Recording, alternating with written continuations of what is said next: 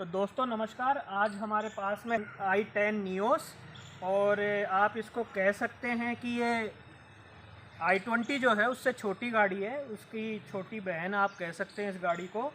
और आप देखिए कि ये दिखती कैसी है सामने से इसमें जो डिटेलिंग है ये ब्लू कलर में आप वाला, और इसका जो एलईडी लाइट है आप देखिए ये वी शेप में इस तरीके से यहाँ पे यह छुपा हुआ है। जो LED date time running lamp है, नीचे की तरफ फॉग लैंप दिया गया है। यहाँ ये जो आप प्रोफाइल देखेंगे, ये जो लाइट का प्रोफाइल है ये ऑलमोस्ट सारी हुंडई गाड़ियों में ऐसा ही देखने को आपको मिलेगा। छोटी गाड़ियाँ जितनी हैं उनके अंदर और भी छोटी छोटी डिटेलिंग इसके अंदर दी गई है। लाइट के अंदर आप देखेंगे कि हेक्सागोनल कुछ यहाँ अंदर की तरफ फिनिश दिया गया है लाइट के।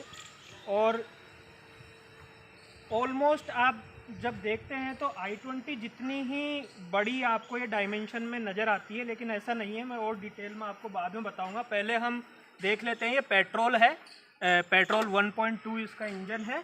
और मैं दिखा देता हूं आपको बोनेट खोल के, अंदर से इस तरीके से दिखाई देती है। पेट्रोल गाड़ियों का सबसे जो ख़ास बात ये है कि इनका इंजन काफ़ी हल्का होता है, और हल्का होने के कारण बॉडी का वेट काफ़ी हल्का हो जाता है। अगर आप यही गाड़ी डीजल के अंदर देखेंगे तो ये पूरा आपको ऐसा कोई यहाँ खाली स्पेस नहीं मिलेगा इसमें। तो इंजन का साइज़ बढ़ जाता है और उसका जो पैकेजिंग है वो काफ़ी कॉम्पैक्ट होता है। अगर आप साइड में आते हैं तो साइड प्रोफाइल में आपको ये टायर, अगर आप रिम साइज़ देखेंगे, जो ये रिम साइज़ है ये ऑलमोस्ट वही है जो हुंडई i20 में अभी तक आती थी, है ना। नई वाली को छोड़ दें तो ये R14 रिम साइज़ है। और इसमें ये डार्क क्रोम के अंदर आपको अलॉय व्हील मिलते हैं इसके अंदर। और अगर ये टायर का साइज़ का बात करें तो 165/70 R14 टायर है। यही टायर i20 में R14 ही है, लेकिन वहाँ 175 प्रोफाइल का मिलता है। साइड में देखेंगे तो आपको ये डोर और आपका बिल्ड क्वालिटी लगता है कि काफ़ी सॉलिड है। इस तरीके से आप देख सकते हैं। अंदर का डिटेलिंग मैं आपको बताता हूँ। ये क्रोम्स जो लगा है यहाँ पे ये बाद में लगवाया गया है, तो ये आता नहीं है कंपनी में। इस तरीके से आप देखेंगे तो ये थोड़ा सा ये रूफ रेल जो है और थोड़ा फ्लोटिंग लाइन में जाता है। यहाँ पे आपको i10 का बैज मिलेगा।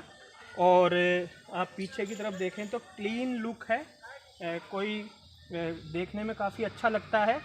और ये जो मॉडल है ये स्पोर्ट्स मॉडल है।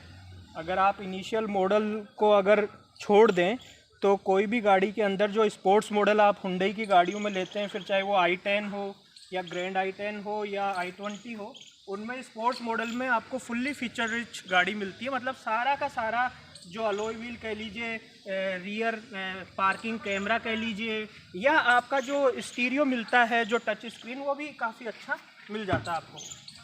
डिग्गी का साइज़ आप देखेंगे तो मैंने जैसे पहले ही बोला, i20 और i10 ग्रैंड में ये फ़र्क हो जाता है कि डिग्गी का स्पेस, आपको थोड़ा स्पेस यहाँ पे कम मिलता है। यही फ़र्क है। आगे स्पेस के अंदर भी मैं आपको बताता हूँ कि किस तरीके का इसमें डिज़ाइनिंग है। लाइट काफ़ी ठीक लग रही है यहाँ पे, और दोनों तरफ ये बैजिंग है इस तरीके से। ये जो ये लगाया गया है, ये गार्ड जो है ग्लास पे, ये भी बाहर से आफ्टर मार्केट फिनिश है। और आप यहाँ देख सकते हैं कि इसका इंटीरियर काफ़ी क्लीन और इस तरीके से दिखता है। मैं और डिटेलिंग में आपको इसके फीचर्स बताता हूँ।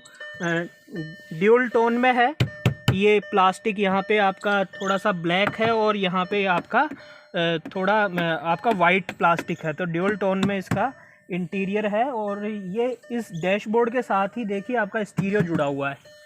तो इस तरीके से आपका ये अंदर से दिखती है। डोर में आपके ड्राइवर साइड में सारे पैनल मिल जाते हैं आपको। और यहाँ पे भी थोड़ा ये क्रोम तो नहीं है, तो क्रोम का जो मेटेलिक फिनिश होता है उस तरीके के डोर हैंडल्स हैं आपके। यहाँ पे आप मिरर को फोल्ड कर सकते हैं, ओपन कर सकते हैं। और ये दोनों तरफ लेफ़्ट और राइट के मिरर का अंदर का सेटिंग आपके हिसाब से एडजस्ट कर सकते हैं। पावर विंडो के स्विच भी यहाँ दिए गए हैं। अगर आप देखें तो यहाँ से आप पूरा मैनेज कर सकते हैं अपनी गाड़ी को। और ये लॉक भी है पीछे के विंडो, अगर आप ये लॉक लगा देंगे तो ओपन नहीं होगा। ठीक है, तो आपको मैं और फीचर बताता हूँ इसके। तो साथियों अंदर का इंटीरियर मैं आपको बता देता हूँ। ये जो अभी जो गाड़ियाँ आ रही हैं, अगर आप देखेंगे तो वो बिना क्लच के स्टार्ट नहीं होती हैं, तो आप क्लच दबा के इसको स्टार्ट कर सकते हैं। काफ़ी साइलेंट इसका लगता है, जैसे मैंने पहले बताया पेट्रोल इंजन है। और स्टीयरिंग में ये माउंटेड कंट्रोल आप देख सकते हैं, यहाँ पे वॉइस कंट्रोल है। यहाँ से आप वॉइस कंट्रोल कर सकते हैं। और जैसा कि मैंने बताया फीचर रिच हुंडई गाड़ियाँ देता है, तो स्पोर्ट्स मॉडल में जो स्टीरियो है वो इनबिल्ट कंपनी का ही है। तो आपको ब्लूटूथ मिलता है, आप फ़ोन अपना कनेक्ट कर सकते हैं यहाँ से। बाकी कुछ कंट्रोल है, फ़ोन उठाना और आपका ये मोड्स बदलना स्टीरियो में। और एंड्रॉयड ऑटो को भी ये सपोर्ट करता है। यहाँ आप अगर ये इसके डायल्स देखेंगे, काफ़ी क्लीन लुक है इन डायल्स का। और डिजिटल प्लस आपका मैनुअल, ये दोनों कॉम्बिनेशन के अंदर डायल्स दिए गए हैं और काफ़ी ठीक लग रहे हैं। इसी तरीके से आप देखिए कि एसी वेंट्स में भी दो तरीके से डिज़ाइनिंग इन्होंने किया है कि सेंटर में आपका ऐसे हॉरिजॉन्टल मिलता है और साइड प्रोफाइल में ऐसे आपको ये गोल वाले इस तरीके के मिलते हैं। तो काफ़ी क्लीन ये डैशबोर्ड है, आप यहाँ कुछ चीज़ें रख सकते हैं। और यहाँ पे भी छोटी छोटी डिटेलिंग दी गई है इस तरीके की। यहाँ आप काफ़ी स्पेस दिया गया है, कुछ सामान अपना रख सकते हैं। और इसका जो ग्लव बॉक्स है ये काफ़ी छोटा है। तो आजकल सभी गाड़ियों में छोटा आ रहा है। पुरानी जो मेरी गाड़ी है i20 करीबन 10 साल से मेरे पास है, मैं उसका आपको रिव्यू करूंगा जब दिखाऊंगा कि उसमें काफ़ी ये बड़ा है। बहुत सारी चीज़ें आप रख सकते हैं। और ये भी आपका जो आता है कि एसी से कनेक्टेड है, तो ये ठंडा रखता है चीज़ों को। और यहाँ स्पेस आपके फ़ोन वगैरह रखने के लिए, कप होल्डर आपको 2 ही मिलते हैं। तो स्पेस एज सच बहुत ज़्यादा यहाँ नहीं है चीज़ें रखने का। यहाँ कुछ आप रख सकते हैं, यहाँ रख सकते हैं। और साइड में आजकल डोर हैंडल के डोर के अंदर आप यहाँ पानी का बोतल वगैरह ऐसा रख सकते हैं। यहाँ से देखें तो ठीक है, हेडरूम ठीक ठाक है, कंफर्टेबल पोजीशन है। छोटी गाड़ी है तो आप अगर आपका हाइट बहुत ज़्यादा नहीं है, 5 फुट 7 इंच है, तो आपको कोई दिक्कत होने वाली नहीं है इस गाड़ी के अंदर।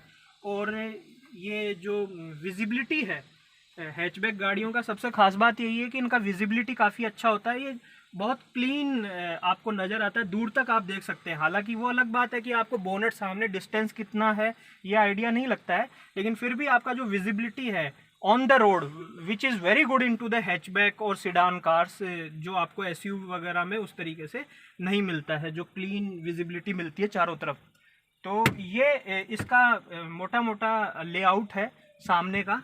और ये आपका सनशेड वगैरह के लिए इस तरीके से यहाँ आपके लाइटिंग दिया गया है। बाकी देखने में ये गाड़ी आपको काफ़ी पसंद आती है। इंटीरियर देखते हैं तो आपको लगता है कि it is worthful for you as a family car. और अगर आपका रनिंग बहुत ज़्यादा नहीं है तो आप पेट्रोल गाड़ी को प्रीफर कर सकते हैं। यहाँ पे एसी कंट्रोल वगैरह पूरा इन्होंने दिया है। यहाँ देखिए कि ऑटो क्लाइमेट कंट्रोल जिसे हम कहते हैं वो पूरा है। यहाँ पे एसी आप शुरू कर सकते हैं। और इसके अंदर आपका रियर डिफॉगर वगैरह सभी चीज़ें दी गई हैं। सबसे ख़ास बात यह है कि पुरानी गाड़ियों में ये ऐसी सुविधाएं आती नहीं थी। पीछे बैठने वाले पैसेंजर इंडिया में परेशान होते हैं क्योंकि एसी सामने कूलिंग करता है। तो आप देखिए सभी गाड़ियों में करीब करीब सेगमेंट की सभी गाड़ियों में इस सेगमेंट की ये पीछे रियर एसी वेंट भी आपको मिलता है। तो ये गर्मियों में काफ़ी सहूलियत हो जाती है आपको चीज़ें। मैंने मेरी ड्राइविंग पोजीशन के हिसाब से सीट को सेट किया है। और ये देखिए कि काफ़ी यहाँ स्पेस है। और ये जो स्टीयरिंग है, ये स्टीयरिंग में भी आप देखिए कि जो कंट्रोल है वो आपका अप एंड डाउन मिलता है, रेक नहीं मिलता, यानी कि ऊपर की तरफ नहीं आता। ऊपर नीचे आप कंट्रोल कर सकते हैं स्टीयरिंग को, लेकिन ये टेलीस्कोपिक नहीं है, मतलब ऐसे ऊपर की तरफ नहीं आएगा और नीचे नहीं जाएगा। तो ये एक तरीके से आप इसको मोटा मोटा सेट कर सकते हैं। छोटा स्टीयरिंग डिज़ाइन काफ़ी मतलब ठीक लगता है। क्रोम थोड़ा सा यहाँ पे जो आपका कहेंगे सिल्वर लाइनिंग जो दिया गया है, ड्यूल टोन इंटीरियर है। और अगर आप पीछे कैमरा में लगाता हूँ तो कैमरा का सेटअप आप देखिए, ये विजिबिलिटी कैमरा में काफ़ी अच्छी है। आपको गाड़ी जब बैक लेनी हो तो इस तरीके से आप ले सकते हैं, काफ़ी अच्छे से आप देख सकते हैं गाड़ी को। मतलब विजिबिलिटी जो है काफ़ी ठीक है।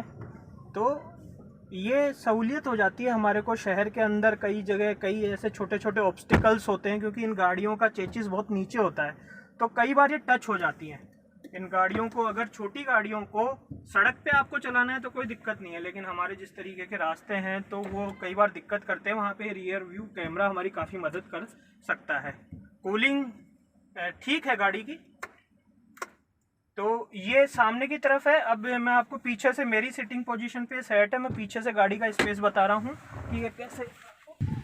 तो अगर पीछे देखें मेरी सिटिंग पोजीशन पे ये सेट है तो ऐसा लगता नहीं है। देखिए आप, काफ़ी ठीक है, थोड़ा रिक्लाइंड पोजीशन में है, सीट थोड़ा पीछे की तरफ है, तो आपको ठीक लगता है, काफ़ी स्पेस है।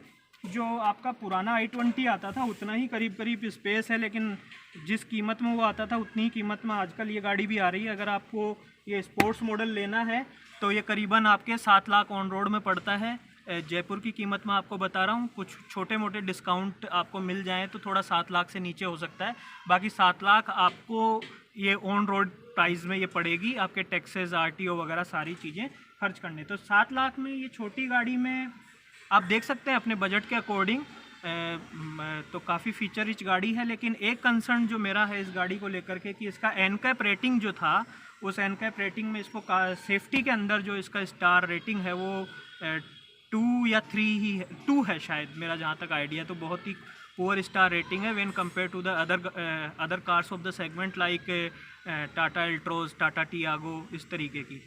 लेकिन अगर मेरा प्रेफरेंस ये है कि 7 लाख आप चुका रहे हैं तो थोड़ा अगर बजट आप इंक्रीज़ करेंगे तो i20 आपको प्रीफर करना चाहिए, लेकिन वो थोड़ा बजट से बाहर हो जाता है। तो ये बहुत ही स्मार्ट चॉइस हुंडई ने किया है कि i10 और i20 के बीच में एक और सेगमेंट क्रिएट किया है टू इंक्रीज इट सेल्स, और इसको नाम दे दिया इन्होंने ग्रैंड i10।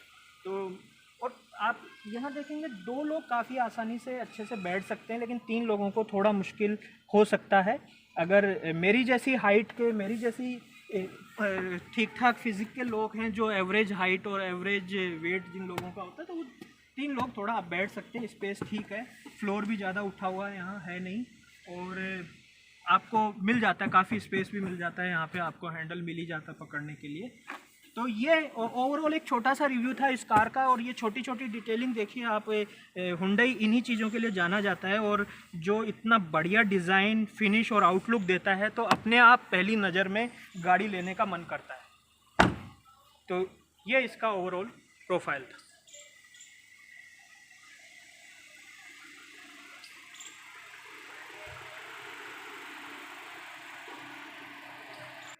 तो अगर आप मेरा ओपिनियन पूछेंगे तो आप अपना बजट देख लीजिए। इस बजट में और भी गाड़ियां अवेलेबल हैं, लेकिन अगर आप डिज़ाइन, फीचर्स और इन सब की बात करें तो 7 लाख के अंदर ये ऑप्शन बुरा नहीं है। 7 लाख 10 हज़ार, 7 लाख 20 हज़ार, depending upon the which city you are living.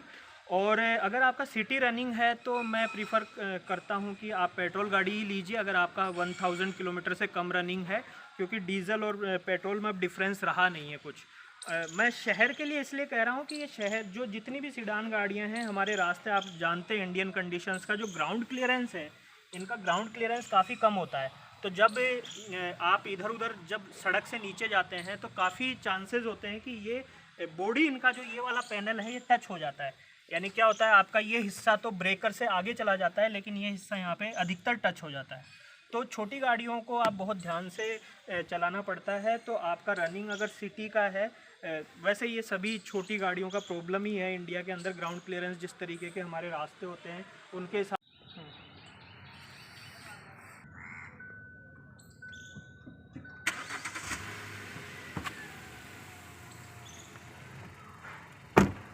पीछे हटना।